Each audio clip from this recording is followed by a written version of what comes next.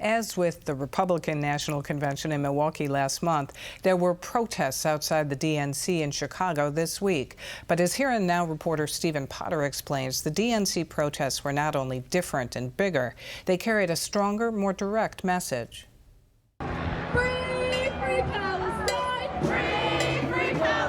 While some 50,000 attendees gathered at the Democratic National Convention inside the United Center this week, several thousand protesters, including many from Wisconsin, marched through the streets of downtown Chicago. This is something that's happening on a national stage. Chicago is really just a short walk away from Milwaukee. There's no reason why people shouldn't be here if they have a conscience.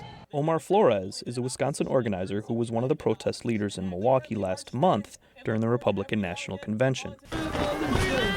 Back at the DNC in Chicago, protests over ending U.S. aid to Israel are larger and louder. There's currently a genocide happening that the U.S. is supporting. The crowds in Chicago are giving Flores and others from Wisconsin hope that their voices are being heard. The Democrats are really feeling the pressure. They can't just ignore a movement like they used to. It gives me a lot of encouragement knowing that we're going to win an end to the genocide.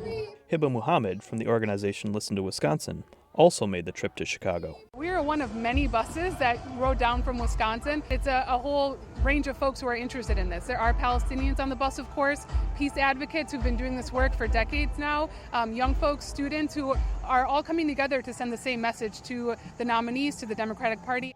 And that message, Muhammad says, is crystal clear. The United States needs to stop supporting Israel financially and force a weapons embargo that would bring an end to the Israeli-Hamas conflict in Gaza. We're sending billions of dollars abroad to murder people. We're neglecting our communities at home. That money could be better spent here. While the majority of protesters attending the two major permitted events in Chicago this week kept things peaceful, others who participated in smaller, unsanctioned protests in the city did clash with police,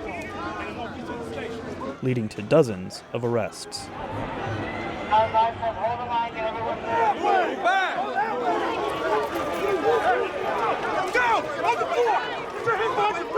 Today's war opposition is different, but deeply held. And it tears at Democratic Party unity.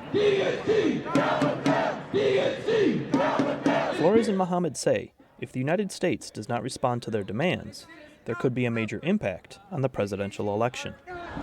During April's presidential primary in Wisconsin, nearly 50,000 voters marked uninstructed on their ballot, meaning they voted for no presidential candidate at all, to send a message to then Democratic primary candidate Joe Biden.